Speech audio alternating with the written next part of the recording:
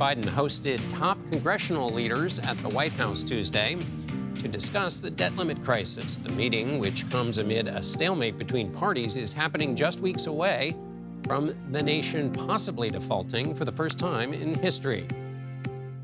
And let's bring in Mark Zandi. He's the chief economist for Moody's Analytics. Mark, remind us all again. So Janet Yellen has said June 1st is the so-called X date. But given the nature of this standoff, will we start to see some economic effects before June 1st, and what might they look like? Well, I think, John, we'd see effects in the markets, the financial markets. Investors would start to grow nervous that lawmakers aren't going to be able to cut a deal before that X date. And of course, that's the date when the Treasury can't pay all of the government's bills on time. You're starting to see that in financial markets in different corners of the market. I suspect as the X date approaches, we'll start to see it in the stock market. And I think, that's the thing that most Americans are focused on. That's probably the thing that most lawmakers are focused on. So we'll start to see some declines there. But I don't think the economic consequences of this will become evident unless there's actually a breach. And then, of course, depending on how long that breach is, it could have very serious economic implications. If, Mark, we get to a stage where somehow they get past this impasse, which is basically that everybody's got their fixed positions, there will be a discussion about the state of the budget and the state of spending.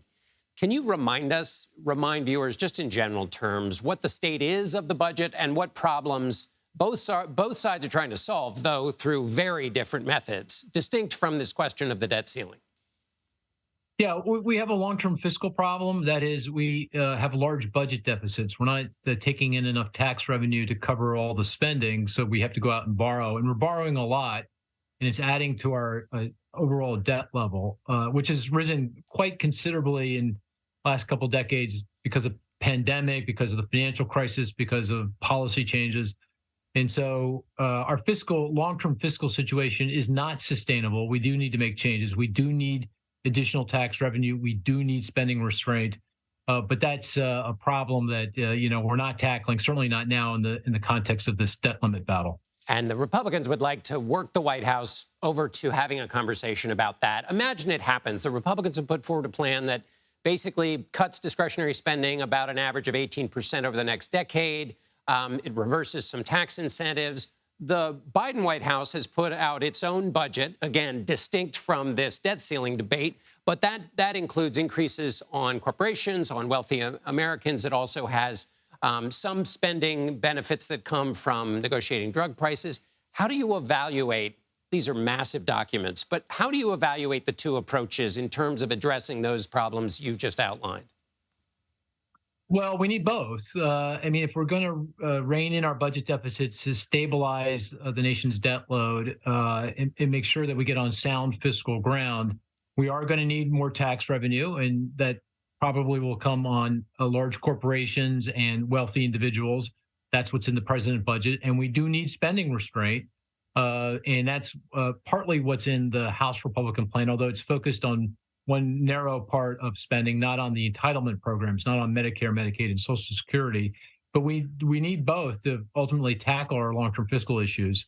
Of course, we've got this very significant near-term problem with raising the debt limit, and that needs to be increased before we get to that X date till we breach it, because if we don't, we're going into recession, and all the fiscal problems I just articulated are going to be a lot worse. Right. The conversation will have to change entirely because we'll be dealing with an economic catastrophe, not just the set of problems you outlined. Is there an optimum middle ground on this question of spending and taxes? Is there an optimal middle ground from an economic perspective that we should, when we evaluate what the White House is saying, what Republicans in Congress are saying, that we should be thinking about as they come out with whatever they're going to be saying on these spending and tax questions? Yeah, there is. I do think if we do a few things on the tax side, and can go into that in detail if you like, and a few things on the spending side, we will need to address, particularly Medicare and Medicaid, the cost of health care. That's still an issue despite the slower growth we've experienced since Obamacare was put into place back about a decade ago.